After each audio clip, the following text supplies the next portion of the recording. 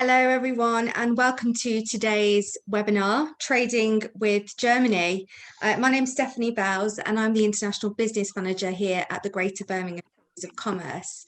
And I'm delighted to be partnering up today with our British-German Chambers of Commerce, where we're going to deliver a series of events over the next couple of months with topics related to post-Brexit transition and support for businesses across the West Midlands. This is also in partnership with our partners over in Coventry and Warwickshire Chambers of Commerce, the Black Chamber of Commerce and the West Midlands Combined Authority.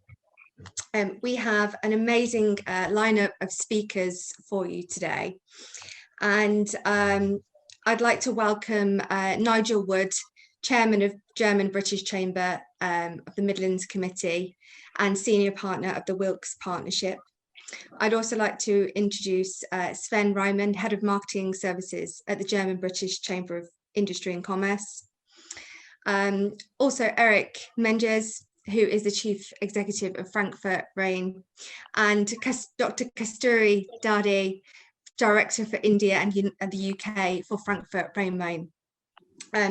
We've also got a great case study for you today from one of our members, AJS Metals, one of the directors, Carl Stanton, who is going to deliver a fantastic presentation on their practical approach to how they have been trading with Germany over the last few years.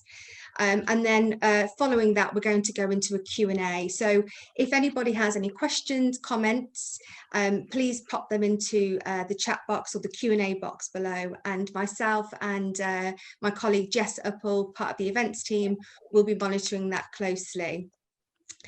If you do have any technical difficulties, please also pop them in the chat box and we can try and sort that for you. Just a little bit of an update before I hand over to Nigel, just from the Greater Birmingham's Chamber of Commerce perspective. At the moment, we're offering a range of training courses. So any businesses that are involved in the import and export of goods, it'll be really worth you looking into these. They're fully funded training courses, so free courses that would normally cost around £200 per delegate. And if you are interested, please do get in touch with either myself or my colleague Leah Quamby, who is our training manager here at Birmingham Chambers. We're also, at the end of the webinar, going to offer you a feedback survey, and we'd quite like to encourage you to fill this out if you can in the follow-up. We'd be really interested to hear your feedback on these events. And obviously, we're going to be running a number of webinars and courses over the next couple of months. And in particular, the next one will be a Trading with Italy event taking place on the 19th of May. So without further ado, I'm now going to hand over to Nigel Wood, and let's begin the session. Thank you. Okay, thank you. Well, good morning, everyone. As you've just heard, my name is Nigel Wood, and I am the Midlands Regional Chairman of the German-British Chamber of Commerce and Industry. I'm based in Birmingham at the Wilks Partnership Solicitors on Church Street, where I'm head of the German department. The German-British Chamber is a members organisation designed to support German companies in the UK and to assist with the needs of British companies when they enter the German market. Our members range from very large multinational companies, such as Siemens and Bosch, right down to sole traders. So there is something for everyone. If you're a startup business, don't be put off by the fact that there are some very major players involved in the chamber. There is genuinely something for everyone. The chamber is itself part funded by members' subscription and also by the German economics department. And it can draw upon a wealth of experience, knowledge, and also information. So it's a very good source of information about matters, all matters German. The events that we organise here in Birmingham range from lunches with keynote speakers from industry or politics, networking events, factory visits and webinars, and there are many events in London in normal times. Members will attend these events in very large numbers, and the network is very vibrant and a great place to meet relevant people. Just to tell you a little bit about how we got involved in Germany. As a lawyer, I built up my firm's German department some 20 odd years ago as a result of help which was provided by what was then called UK Trade and Investment, based at the Birmingham Chamber of Commerce. I went on a number of sponsored market visits. Certainly I went to Berlin and Hamburg, and later to Munich, where I met relevant people. Over time, I built up a network of professionals who became referrers to us of German business into the UK. Today, we are the UK representative firm of a Dusseldorf-based international network called VERAS. VERAS has both accountants and law firms who are members, and it has a network which is worldwide. But in particular, it provides excellent coverage of legal and accountancy services in all of the regions of Germany. Locally here, I'm assisted by Elizabeth Connor, who is also on this call. Elizabeth is a qualified German Rechtsanwältin and UK solicitor, and her German background and German as her first language has been invaluable to us in building up our network and our department. And I think it's worth mentioning before I hand over to Ulrich that although German business people do speak English very, very well, there is no substitute for having a German speaker in your party and someone who can help to make sure there are no misunderstandings. Anyway, on that final note, I will hand over now to our Director General, Dr. Ulrich Hopper, who will lead the rest of the sessions. Thank you for listening. Thank you very much, Nigel. And I think you've summed it up very well, what is important to do business with German companies. And also thank you very much to Stephanie from the Birmingham Chamber of Commerce. My name is Ulrich Hoppe, and I'm just here to watch the timing so that we get through the sessions as prescribed in the agenda. And now it's my task really to introduce Sven Riemann. He is the head of our marketing services here at the Chamber in London, and he has been with us for more than 20 years. And advising companies, not just German companies coming to the UK, but also British companies on how to enter the German market. And he has a wealth of experience. And I guess over the last 20 years, he has supported more than 500 companies with the detailed projects and actually helping them to trade across the channel. So we can now benefit from his wealth of experience. And I would like to hand over to Sven for his presentation. Good morning. My name is Sven Riemann, and here is a nice overview of how to enter and the business opportunities here in the German market. I'm going to give you like a toolbox of things to help you start up in the market. There are obviously different companies, different ways of doing business, and I will just go through them individually for you. In our recent survey, we found that 44% of companies feel more confident to do business again due to the COVID and Brexit situation. And 38 companies feel that they're relatively stable. So if you put it all together, things are going and looking up, and this is good news. So today I'm just going to quickly kind of define a little bit about the trade statistics and then the different distribution channel, which is obviously the part that you are mostly interested in. And then I will also describe a little bit, and this is going to be a bit funny, but the common mistakes of doing business in Germany so that you don't fall into these little traps. Just in case if you don't know, there are 16 federal states in Germany, and each federal state is kind of its own little country, like Scotland and England would be here in Britain.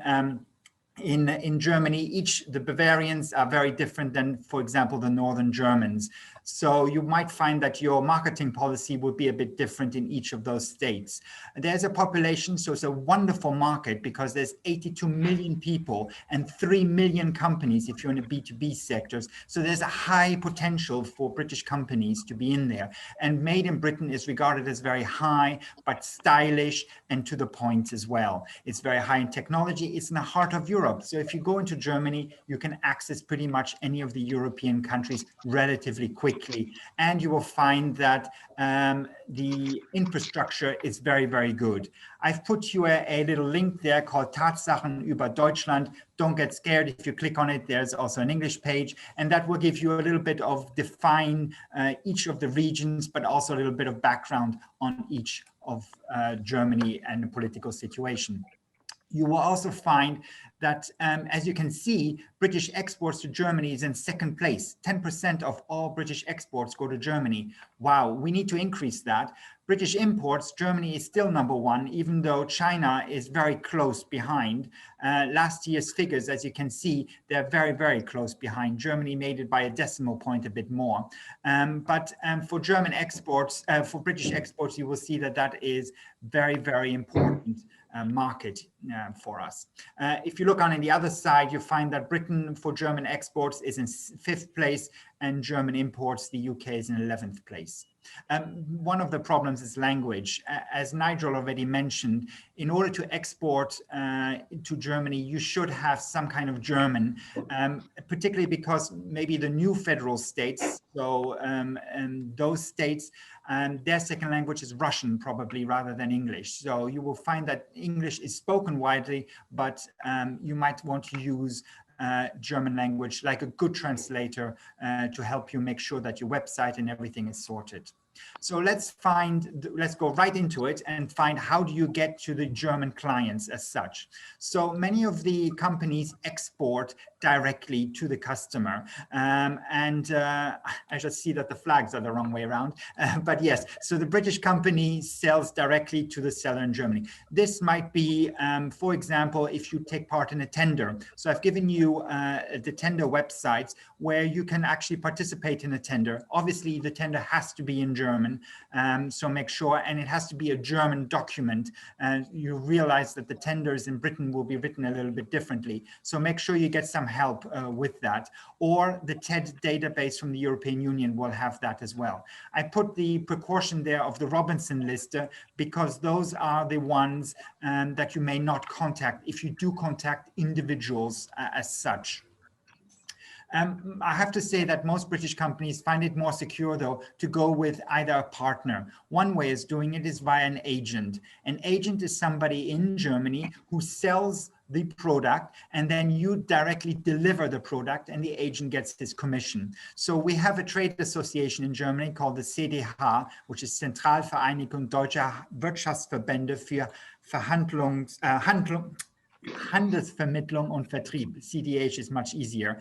And there you can either search for agents or you can advertise for agents, or you can use our services at the Chamber or the Department for International Trade.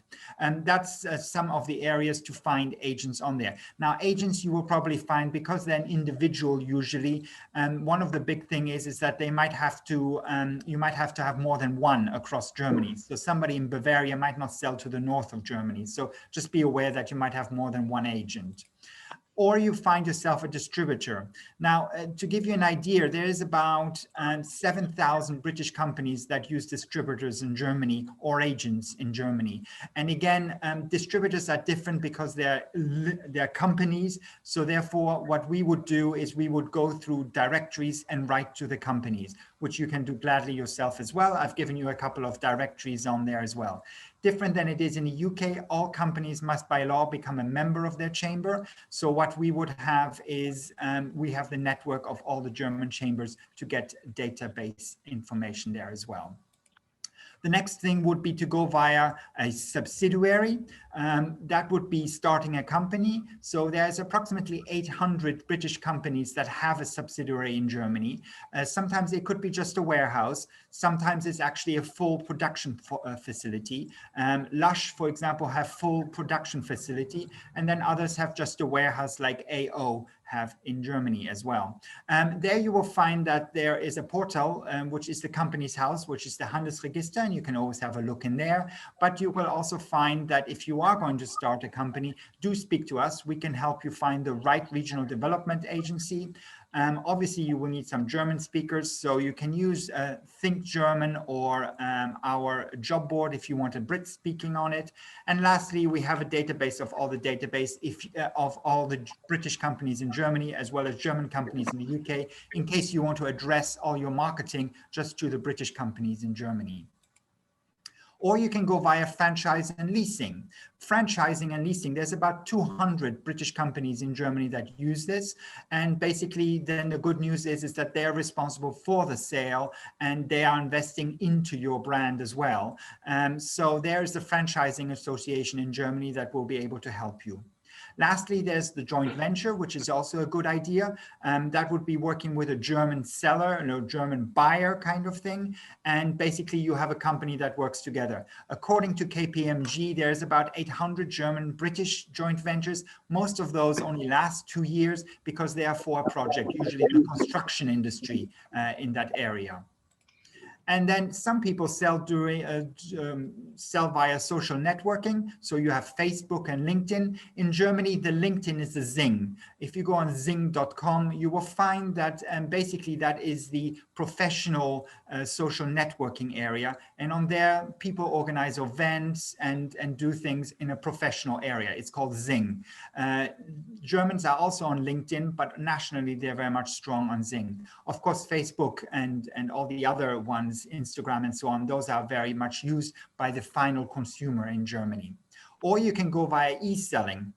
Now, e-selling is something that's really picked up due to the COVID situation. So the biggest organization in Germany is Otto Versand. They used to be a mail order organization. They are now basically online, and they have 9 million active customers and reach about 40% of German households. So they have a really wide reach and are using that. So if you might want to contact them in order to sell them, or you can sell via Amazon, and they have about 20% of all e-selling in Germany. So that's quite a large situation. Or Zalando, which has a brand recognition of about 95%. So these are just 3 companies in Germany that are very, very active on the market. And it's a perfect way to get into the market if you would like to go in there. So those are basically the distribution channels which I would advise you to go to and look at. But how do you kind of promote yourself? So here is a link to the trade associations, Hoppenstedt. That is a way just to make sure that you understand what is going on in the market. Trade fairs, that is the number one. So Germany has the world's biggest trade fairs. That is basically where many of the companies say that 60 to 90% of, so it's quite a large variation there, have actually said that they do most of their business through trade fairs. The difference between trade fairs in Britain and in Germany is that in Germany, you may not sell on trade fairs. Like in Britain, you would have a till there. Therefore, managers are measured by the number of meetings. My advice is, make yourself a list of those trade fairs you would like to visit, then do your pre-marketing, which is going through the exhibitor list, find the ones you would like to speak to, make your appointments. Now, as I mentioned, the marketing director or any of the other directors, the sales directors and all of those get measured by the number of meetings. So you'll find it easy to make a meeting, then do your spiel at the trade fair, and then do your after action, which is writing them emails and giving them the information that they need. You'll usually find that many of the trade fairs have 2 floors. So the stand will have 2 floors. At the bottom, they exhibit their products, and above they will do their meetings. So in order to get into the meetings, make sure you have your meetings pre-done. And the fairs are massively big. So Hanover Fair is the biggest in the world, basically, and they have 27 halls. So that is, just make sure you wear flat shoes and you're ready to go, because that's a hell of a lot of halls that you have to deal with. And then I've given you AUMA, and on there all the fairs that are listed. Obviously, due to COVID at the moment, there's a bit of a difference, but you have the Hanover Fair with all the mechanical engineering. You have the Anuga, which takes place in Köln every 2 years. That is for food. You have the Medica in Düsseldorf. You have in Frankfurt a very big fair. Basically, across Germany, you have quite a lot of fairs to look at. And then lastly, you have the trade magazines. Please do consider trade magazines. In Germany, they're still considered very important. So I just don't want to go too much into detail. Obviously, there's a lot of things that have come up because of Brexit. One of them is customs. So the European Commission, HM Revenue and Customs, the German customs office, which is the Zollamt, as well, are perfect areas to go to just to inform yourself what customs are available and what paperwork needs to be done. The Carnet ATA, sorry, is therefore if you take things over to Germany and then bring them back. And they're like trade fair stands and so on. And make sure you have that in advance, otherwise you're going to get stuck there. The Birmingham Chamber of Commerce will be definitely able to help you in those kind of situations. Also, you might need an EORI number. So there's the British one and the German one. And here I've given you a list of customs agents when it comes to it. And obviously you need to certify where the product is made of. So you need a certificate of origin. And again, the Birmingham Chamber can help you out in that situation. And then there are other regulations which you'll find. You've probably seen the old CE logos still in Britain taking place. Obviously, they have to be applied to in the European Union. And we've given you 2 TÜV members who are able to help you with that. If it has a BS standard, it will probably need a DIN standard, which is the German version of it. And again, the TÜV will help you out for that. And then you will start to need responsible or authorized representatives if you don't have your company there, for example. You will need somebody for the CE symbol. You need somebody for data protection. So if you're going to have data from your clients, you need to make sure that you have a representative in the European Union and in Germany. There's food, there's medical, there's electrical. So you will need a responsible person, a German address in order to put it towards the product. And we've given you a list of those. If you want to have a company that offers this as a service, you can go onto our website there. Please also make sure that if you send products over to Germany to the consumer market, that you get it registered, because all the packaging needs to be registered at Lucid, as well as with a third-party organization like Duales System Deutschland, Landbell, and so on. And because you are ultimately responsible for picking up the packaging and recycling. And we can do that for you if you need any help. The same thing is for electrical products and batteries. Please contact our guru, which is Jana Thun, and she will be able to tell you how much it costs to have each of that packaging picked up and recycled on your behalf. Lastly, there's health regulations, obviously for certain foods, for example, and just make sure that the intrastat, the data need to be passed on. So just very shortly, I just want to kind of go through there are a couple of differences. You will find that the lock in Germany turns the other way. You find that the plugs are different. Make sure that you remember that when you take your plug for your mobile phones or something. You'll find that light bulbs are different. Salt and pepper are the other way around. So if you see a one hole, which is salt in the UK, it's actually pepper in Germany. The wedding ring goes on the other side. You can work on a construction site with 240 volts instead of 110. Remember, everything has to be in meters and centimeters or millimeters or liters. Please don't use feet and yards. They have no idea what that means. Please make sure that your invoices, that the dot and the decimal point and the thousand are exactly the opposite. So what we in Britain use a period as a decimal point, in Germany use as a comma.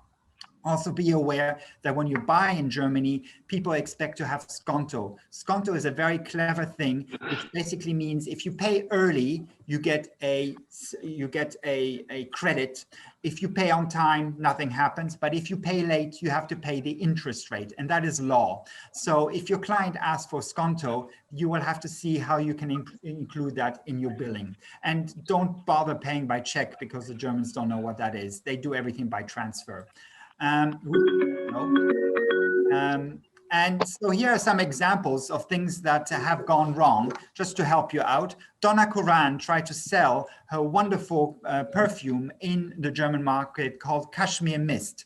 Now, if you don't know the German language, cashmere is fine, but mist means feces. And I can tell you she didn't do very well, because no lady wanted to put feces in her face, nor did Irish mist do any good. And that didn't work. The whiskey just wouldn't sell. Now, there is a body bag in the other direction. And I'm trying to explain that to the Germans, that is useless. It's basically a rucksack that is very close to your body, used for runners and joggers. It's called a body bag. And I'm telling them, please don't use that. That means something completely different in Britain. A British company, very big, Rolls-Royce, which this happened before it was bought by BMW, tried to sell their wonderful new car called Silver Mist. Again, it means feces, into the German market. It didn't go very well. It's called Silver Ghost, as it is. I'm not going to translate what mini Dickmanns are, but when Lidl and Aldi were selling them in the UK, that was #1 in social media. And you will find that there are also very differences like the chocolate. Chocolate in Germany tastes different than chocolate in the UK. There is no vegetable oil in it, or very reduced, and there's more cocoa and things like that. So Nestle, even though they have the same marketing in both countries, if you buy a Kit Kat in Germany, the chocolate is different than a Kit Kat it is in the UK. And you will find that, for example, Dyson tried to sell into the German market. Now in the UK, they sell it as innovative products. In Germany, they tried to sell as innovative products, and it came back as the Germans thought that if it's innovative, it's not finished yet. It needs to have like a witch stamp on it, a Systemwarentest gut stamp on it, to say that it has actually been gone through all the qualifications in order to sell. So Dyson actually changed their marketing and said that they have actually reached their level, and it's not just innovative, but it's also finished product. And a German company trying to sell in the UK called Satan Antenne. Well, as you can imagine, that didn't go very well because Satan, who wants to have Satan on their roof? That didn't go very well at all. And lastly, I put Ben Sherman on there. Ben Sherman, obviously the wonderful tailors, were selling in the end of the 80s in Germany, had shops all open, and the models were basically men with no hair, lots of tattoos and lots of leather, and those were called neo-Nazis in Germany, and so therefore they didn't sell anything. They had to actually close their stores, wait 10 years, and they reopened in 2000 in Düsseldorf, and obviously British fashion had moved on then and were able to sell in the market. Those are some of the common mistakes that have happened in the German market. And with that, I'd like to finish, and I thank you very much for listening. Thank you. Thank you very much, Sven. I think for this overview, I think that's all you can do. You can just give a broad overview of the things to look out for. And as Sven has mentioned, trade fairs are difficult at the moment, but that will hopefully come back at one point, a very key issue. And also, I think the links to the customs authorities are important, especially if you sell directly to German consumers. I would now like to hand over to our colleagues from Frankfurt-Rhein-Main, and first of all to Eric Menges, and then to Dr. Kasturi Dade, who is the director for UK and India. But first of all, over to Eric Menges, the chief executive of Frankfurt-Rhein-Main. And Frankfurt is the partner city of Birmingham, and that's why we're very grateful that they have joined us here today. Oh, thank you very much, Dr. Hoppe. Also, thank you, Nigel Wood, for the great cooperation. We're very, very happy to be on this and this seminar. And I have to say, by watching the last slide, I don't know where, but by looking at these examples, I don't know where the rumors that the Germans don't have any sense of humor comes from. I thought it was actually quite funny, some of those examples. But anyway, you are right. There is a long-standing partnership between City of Frankfurt and Birmingham. Actually dates back to April 1966. And when I told the mayor of Frankfurt I'm part of the seminar today, he asked me to convey his personal regards, and he's asked me to read out a message, which I will do. And I will now transform into the mayor of Frankfurt, Peter Feldman, for a few moments. So Mayor Peter Feldman conveys his best regards to all the attendees today and emphasizes the importance of the sustainable partnership between our two cities. Our partnership, which has been successful for over half a century, is highlighted through an active participation by our citizens, civil society, cultural and professional exchanges. It offers a perfect framework for economic cooperation. And of course, the Frankfurt Christmas market in Birmingham has become a great tradition in 20 years. We very much hope we can return to the heart of Birmingham soon. So that's the message from the mayor of the city of Frankfurt. And I've accompanied him several times to the Christmas market. And also from my side, I hope to return very soon. I've got a very short window to say my few words, which I would like to say, and then I'm going to hand over to my colleagues, Kasturi Dade and Karina Lupa, who are also on this call, who will provide more insights on the actual part of doing business. Obviously the question is, if we are talking about trade with Germany, why have you got a city as part of your panel, or a regional part of your panel that sits right in the middle of Germany and right in the middle of Europe and doesn't actually have any seaports? So obviously wondering what Frankfurt's role is in all of this. But I can tell you that when Brexit was first announced, obviously there was a great rush by the finance industry to make some provisions on how to deal with the Brexit scenarios. And we've seen a great influx of new banks. And we've also seen a lot of banks increase their presence in Frankfurt quite strongly. Obviously, part of the reason for that is that Frankfurt is a very international city. It's also the hub of the European financial market. It's an international city, has a large airport, and it was mentioned before, it has one of the largest trade fairs in Germany. So after that Brexit rush, we are seeing now that more and more companies from other industries are also setting up operations. And when we talk about setting up operation, and this is the same for the banking industry when we spoke to them, it is never about leaving the UK and moving your business to Germany. It's always about adding resources in the German market, in the European market, to cover the markets and to cover your client base. Now, adding resources always is a matter of cost, and it costs money to open an office, to open a storage, or to open a facility in Germany. And this is what we are all about. We are trying to make things easy. We're trying to make things smooth to get people started. We all speak English. The whole team speaks English and is very experienced in dealing with businesses from Great Britain. This makes the whole exercise very cost efficient. It's still going to cost money, but it is very cost efficient to deal with organizations such as us. And obviously we operate right out of the heart of Europe, out of the heart of Germany. We are the most international city, so people do speak English. Nobody speaks Russian in Frankfurt except for the Russians. But we have a great business community from Great Britain, but the same from Asia, from the United States, and many other countries from around the world.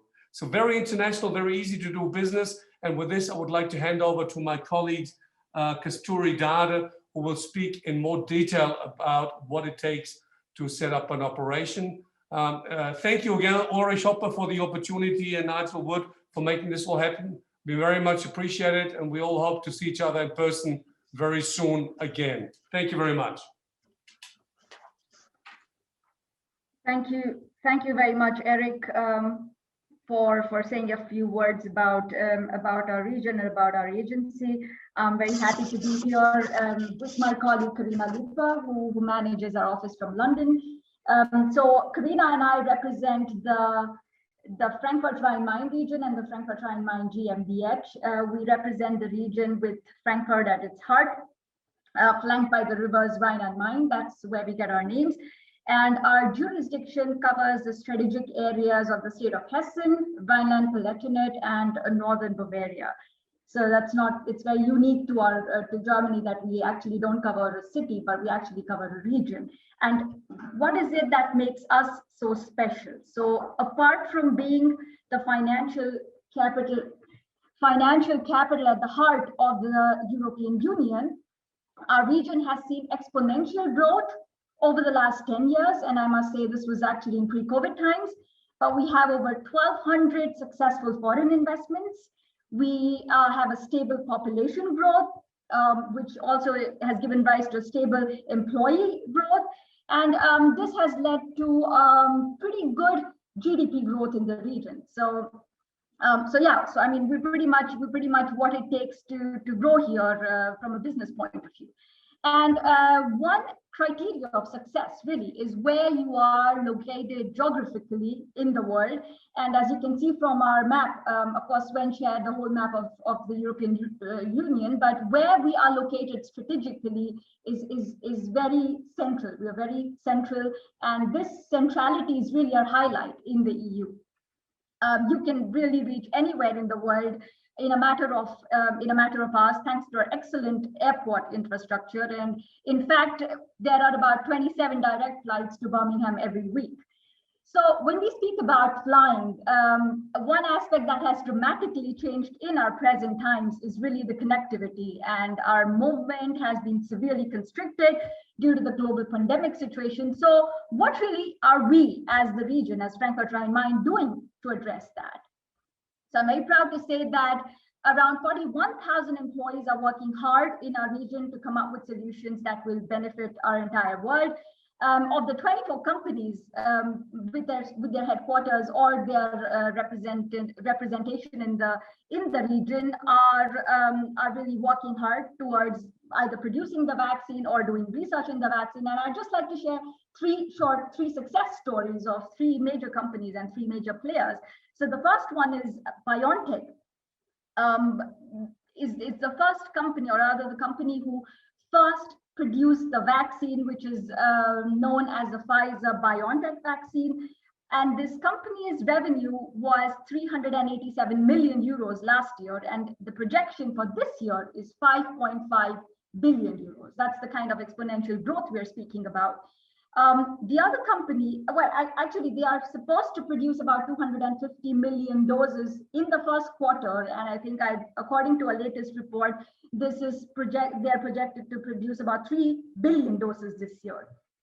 The second player is Sanofi, a very well-known name. The French pharma magnate has one of its largest facilities in our region, and Sanofi is very unique in this whole infrastructure and this whole ecosystem, that Sanofi has actually lent its services to manufacture 125 million doses of the Pfizer-BioNTech vaccine. And this will be distributed throughout the European Union. But we speak about production and research on one hand. Equally important is actually the supply chain and supplying these doses all over the European Union, all over the world. And Frankfurt's cargo terminal, that's the third player, which is largely handled by Lufthansa Cargo, has been working really around the clock since the pandemic began to deliver medicine, gowns, masks, you name it. They're a major strategic player in the global supply chain and are working absolutely round the clock, especially as passenger numbers have dwindled. The airlines have grounded planes, and now planes are really functioning as cargo planes to ship vaccines throughout the world. And this year we're talking about 87,000 tons of vaccines, and the large part of them are being handled by Lufthansa Cargo. So the world has changed. Our businesses are experiencing a paradigm shift in the way we operate, but agencies such as ours are really thriving and striving to make sure that businesses go on, survive, as well as succeed. So in the present post-Brexit times, and Eric mentioned the word Brexit, and I'm not going to go into those details because we need several webinars for that. But we do realize that there is a need for businesses, especially from the UK, to establish a base in the EU. And why? I mean, these are some of the reasons, some of the good reasons to establish a subsidiary or a private limited company or a branch office here. But I'm going to just highlight one important reason, and that is your presence here. Whether it is in our region or whether it is in Germany, it reflects your commitment to the German vis-a-vis European market, especially and particularly when you are dealing with the SMEs in the region. And I'm pretty sure most of you are already dealing with the small and mid-sized companies here. So you need to be closer to the customer. You need to reduce your service time, your operation time when you're dealing with these, and we as an agency will help you get there. So momentum is one thing, but what is it that really requires for you to set up a business entity in the region? I'm going to highlight really just 4 steps, and you will get this presentation. So, and call us and contact us, and we will explain this in greater detail. But do your due diligence, definitely. You contact us We can help you even get an office space. And office space, I don't mean big warehouses or like big, huge, luxurious office spaces, but really even if it means getting a co-sharing workspace, we'll help you do that. We have a department that exclusively works to provide information about this. We connect you to the chambers, to the trade agencies, to the associations. So we're really a nodal point of contact for you when you decide to set up a base here. We'll help you water through the red tape, through the bureaucracy. And yes, we have heard that doing business in Germany can be a bureaucratic processes, but that is why agencies such as ours are there, are established to help you do that.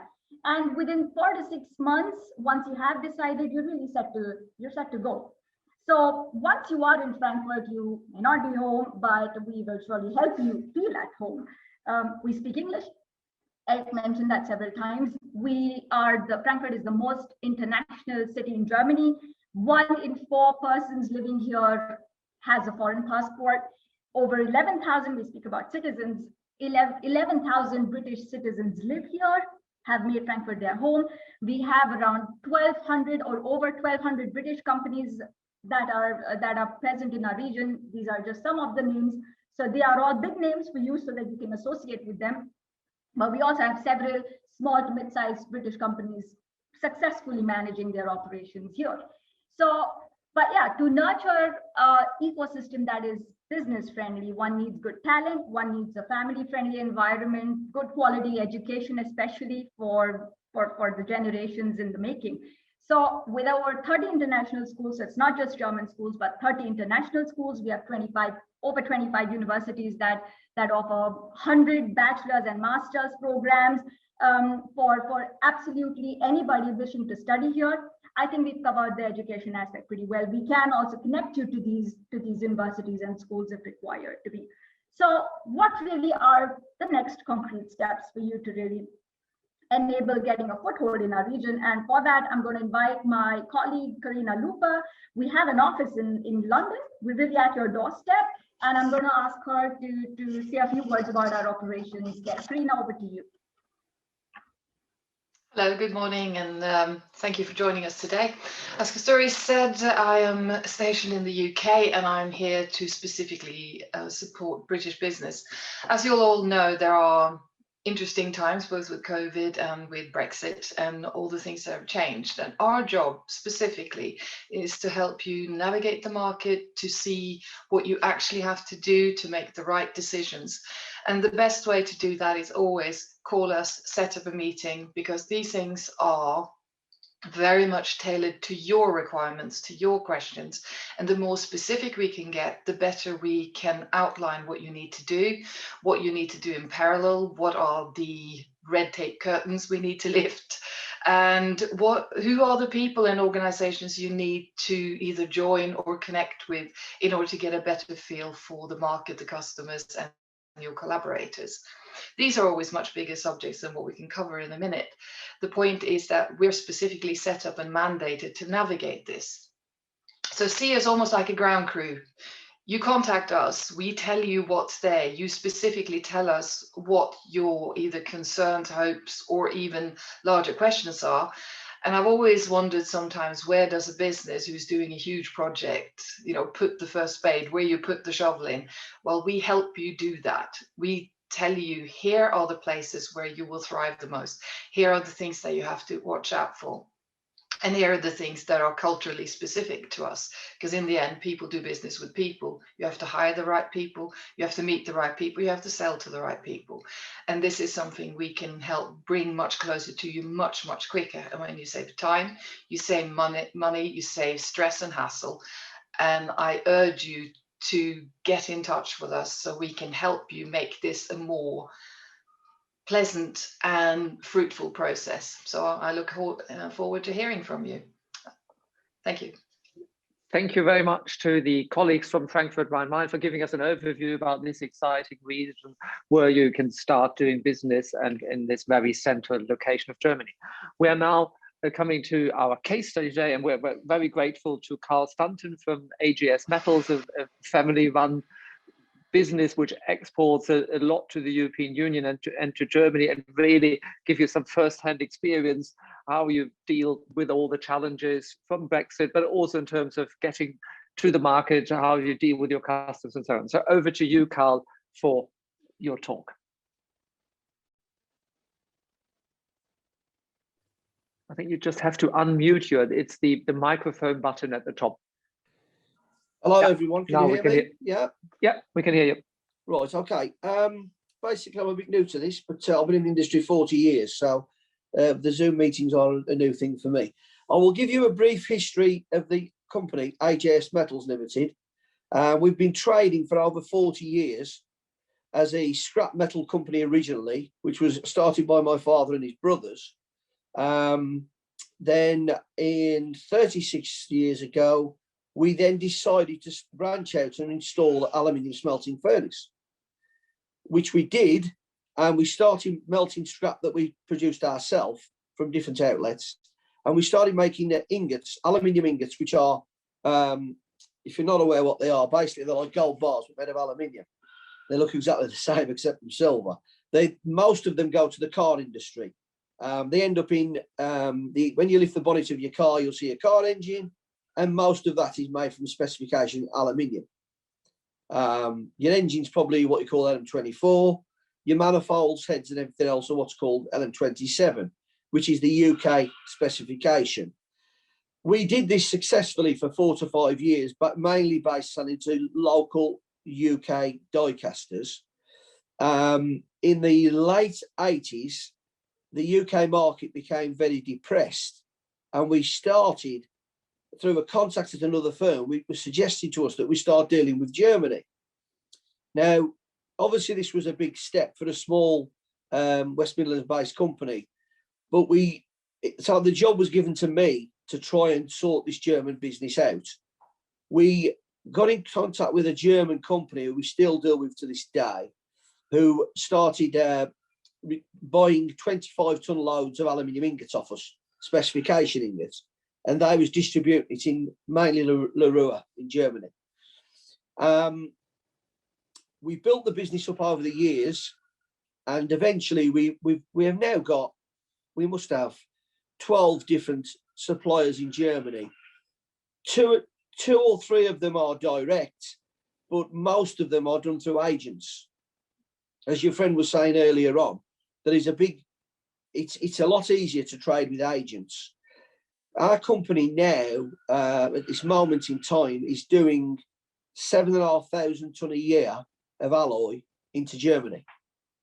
It's an approximate cost of about £12 million. The market does move up and down, obviously. It fluctuates like everything else. But the German market is 7 times bigger than the UK market. And we have noticed during COVID situation, the last 12 months, the German market carried on, whereas a lot of UK companies didn't. We didn't lose any days work during the lockdown, and we basically went from doing 80% into Germany and 20% UK to, in the last 8 months, I'd say we've done 95% into Germany. We've done a small amount into China, and we've also done a small amount into Mexico. But the majority of the specification alloy that we produce is for the German market. We produce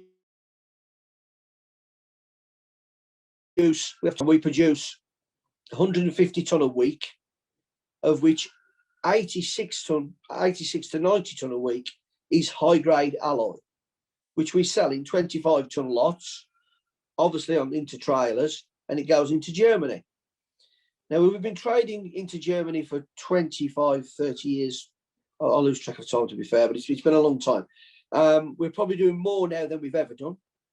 And obviously when Brexit, which I don't suppose we want to dwell on too much, but when Brexit came along, it was a big worry for us as a business, as we could see several of our trading destinations would be falling away. Luckily, with the help of the British Chamber of Commerce and their team, they sent those training courses, which I attended myself over the last 3 years. But then towards the end of last year, the girls who work in the office for me, they went on these courses, and it proved to be a godsend. The first few weeks in January, when we was trying to export our goods through the country, we did have difficulties. There was difficulties where the paperwork on this side, the T1 documents as such, wasn't tying up with the documentation on the other side, which I do believe was down to the UK's fault, but that's another story. But eventually, after 2 or 3 weeks, we all got the documentation right with the help of the chamber. And by the end of January, we had shipped all the goods that we needed to ship, and we are now up to date. Everything's flowing smoothly, and we don't appear to have any problems at all. There's a lot more paperwork, yes, but with the team I've got here as well, we do seem to be on top of it. The only other issue, which I don't think has been touched upon today, is there is also a currency. There's a currency issue when trading with Germany. I have found that you are better to trade in euros, which is what we do. We receive euros and we then transfer them back into sterling with the help of our bank and a few other foreign FX companies. So if you're trading, you are always best to cover the euros first, get yourself a forward contract with a broker, so you know exactly what you're getting, because the euro can move up and down as the pound does as well. So you do need to know, you always need to know where you are with your currency. It is a big issue. And it is something that you do need to address if you're trading with Germany. But all in all, we have found trading with Germany has been very lucrative for our company, and it is the main reason this company has grown as it has over the last 15, 20 years. Okay, is that fine? Yeah, that's fine. Thank you very much, Carl. And it's good to hear that you've managed all the Brexit issues of the first month or so at the start of the year, so that business continued, because I think that is crucially important. And I think touching upon the currency risk is also, I think, crucial for SMEs, because it is the risk. You tend, if you sell to Europe, you tend to have to bill in euro. Like if you sell to the UK, you tend to have to bill in pounds. So and yes, it's always, the risk is always on your side. May I just ask a question in terms of doing business with the German companies? What would you give as an advice to companies who are new to exporting to Germany, who want to tap the market? What was the biggest challenge for you to get customers? Well, it's quality. Your quality's got to be right. The thing I always find with dealing with the German companies is, if the quality is right and your paperwork and documentation is right and your presentation is right, you'll always have more business. It has got to be right. Got to be right. I mean, you require quality systems, ISO 9000 and the like of that, and the alloy we sell has to be specification. But as long as the quality is right, and we also find that the payment terms in Germany are very favourable. German companies will pay you a lot quicker for 1% discounts, and they will. The German payment is a lot quicker than it is paid in the UK. UK companies will pay net monthly, 90 days. German companies can pay 7, 20 days, 21. They can even pay prompt.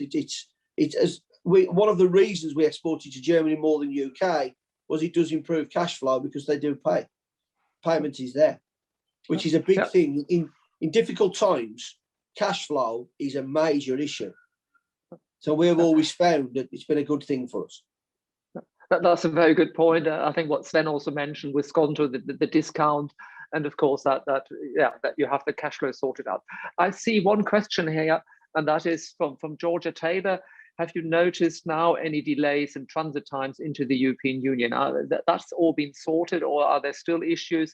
And have you had to pay any customs duties or so? That's a question which I don't think you have, because you produce it in we haven't had to pay. We haven't had to pay any customs duties. We did the first few weeks. The first 2 weeks in January, there was certain transport companies who was having difficulty getting their material through the customs. But we did find, we did also use a German transport company, a firm called LK Volta, and it made things a lot easier because they've got offices in Dover, Felixstowe on this side, and then when you go over to the other side of the water, they've got offices there as well. So it does make the transaction a lot easier. The paperwork trail, it makes it very easy. But I do think now that 90%, 95% of transport companies now have got it right. They're on top of it, and we have been. Our goods are moving now freely, and I'll be honest, I didn't think they would be, and I was very worried about January, but everything now is moving freely, and we paid no tariffs either. Okay, so that's good to know, so that things have developed as expected with some hiccups at the start. May I ask to be expected, yeah. Always to be expected. So may I just ask one question to Sven, and especially following on from your presentation, do you have any future sectors of the German economy which may be of interest to British exporters to look at in terms of tapping new markets? Well, yes. So in Germany, if we look at the general turnover, we find that there's a very dominant industries like automotive, mechanical engineering, chemical, and electronical. And those are very dominant. But you will find that new technologies, especially in energy efficiency, renewable energy is very, very important. New infrastructure, particularly green infrastructure as well, that's very important. And IT industry also very, very important. Those are industries which are really picking up, as well as the financial services, obviously Frankfurt being very important. And many of the startups in the financial services in Berlin have kind of started up as well. So you will find that these kind of areas are really quite good for British companies to export to. Not to mention that the other areas are also fine. I'm just suggesting the ones where the industries where are quite innovative and quite new in that area. Thank you very much. And maybe just one question to the colleagues from Frankfurt. Of course, we all know that Frankfurt is a financial center and all that, but it is also very strong in chemicals. You mentioned the chemical factory, which was originally Hülks Automotive in Rüsselsheim, and also the medical sector with all these examples you've mentioned. But if you say, what is the key future growth sector, if you look at the UK market, what is the biggest sector which may be of interest to British companies looking at Germany, where you say, yeah, these are companies in the UK, they should really look at Germany?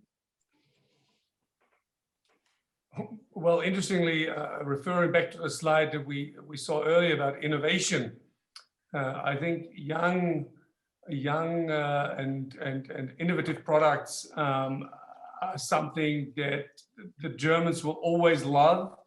I mean, for sure, the traditional industries, like we just heard before, very interesting a speech about ingots and the industry sector. But we see so many young companies from around the world now coming to Germany. And obviously, it's very important to be able to scale up your business.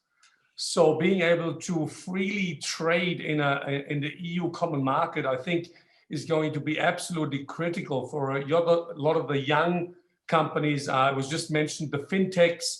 Fintechs is growing very strongly in Germany, and in Frankfurt in particular, obviously because of the tradition of the financial services sector.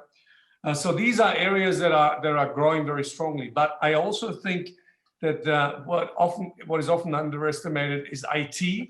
Anything with regards to the ICT, I think at the moment Germany being very sort of conservative and maybe a bit slow off the mark in terms of taking up some of those services. I think there's huge potential in everything with regards to IT, online trading, e-commerce, where I think the UK is really at the edge of the development. So I think all these sectors, in addition to the traditional areas that were mentioned before, have very good growth potential for the future. Thank you very much, Eric, for your comments. And I think we are now coming to the end, because we've scheduled the webinar to last for 1 hour. And really, to sum up, I would like to thank all the speakers for giving us an insight in terms of how to enter the market, what regions are important in Germany, and also the case study from Carl from AGS Metals. I think it is, yes, we have the young innovative industries, but then we also have the old industries, so all can be successful. And looking at the German market, that really is very reassuring, because we at the German-British Chamber of Industry and Commerce here in London, together with the Birmingham Chamber, so also thank you very much to the Birmingham Chamber for setting this up. Actually, we are here to carry on building ties between the UK and Germany. So, and if you have ever any questions or so, get in touch with us or get in touch with the Birmingham Chamber of Commerce. We're closely linked. We can help you and advise you on doing business. And also thanks to our Midlands Committee, to Nigel Wood, because we have here somebody who's been committed to the German market, and also to building up the linkages with the Midlands knowledge, and also then driving that forward, because it's not just always London. I think it's the regions have to work more closely together. And what we see as a result probably of Brexit, so the bilateral relationships become more important. And of course, from a UK perspective, what are the big bilateral relationships in economic terms in Europe? There's, of course, first of all, it's Germany, and it's France, and then it's Spain or Italy. So, and to some extent Holland. So these are the key markets, and we are there to help you to tap all these markets successfully. And we specialize on the German market, but I think the Birmingham Chamber, as you've heard, have organized some events or set up some events trading with Italy and so on. So really, it's a big thank to all of you. So I'll start with Stephanie again, Kasturi and Karina and Eric, and also to Carl, Nigel, and also to Sven from the Chamber here for his presentation. So, and I think that's all from us, and thank you very much for joining us, and we hope it was an informative event, and you can find all the information on our webpage, and the Birmingham Chamber will send out the presentations later on to all the participants, so you can get in touch with everybody if you have any questions. So really, thank you very much, and wishing everybody a good day. Thank you very much. Thank you.